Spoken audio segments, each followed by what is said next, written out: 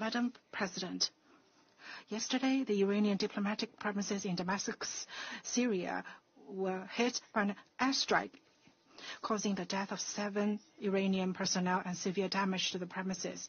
This is a grave violation of the UN Charter and international law, and a breach of the sovereignty of both Syria and Iran.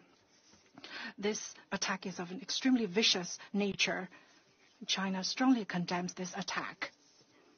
25 years ago, China's embassy in Yugoslavia was bombed by a US-led NATO airstrike, resulting in personnel casualties and damage to the embassy.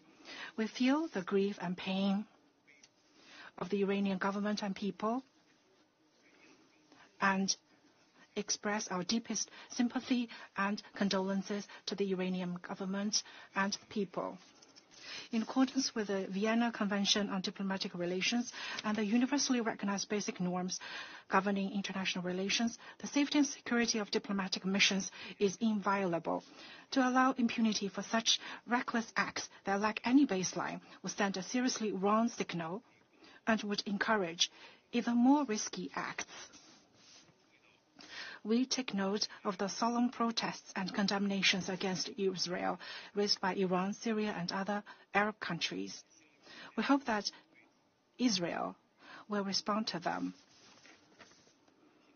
Madam President, since the Gaza conflict broke out in October last year, we have witnessed attacks on homes, attacks on schools, attacks on hospitals, attacks on humanitarian facilities, attacks on UN agencies, and today, attacks on diplomatic premises.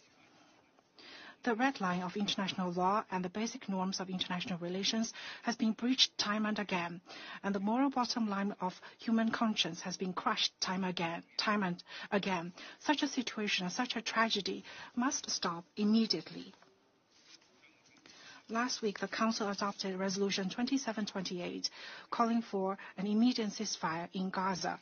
We strongly call on the international community to work together to ensure that this resolution is implemented so that the Muslim community will not have to celebrate the month of Ramadan in the midst of gunfire.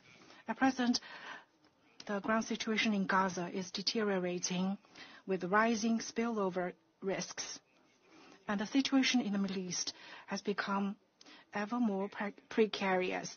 Israel's frequent cross-border strikes against targets in Syria and Lebanon are a serious violation of the sovereignty, independence, and territorial integrity of the countries concerned and have aggravated tensions throughout the region.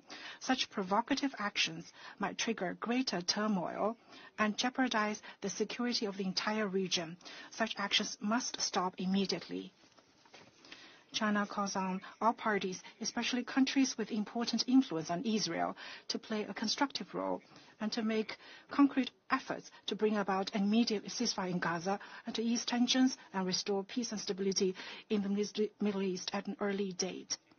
Thank you, President.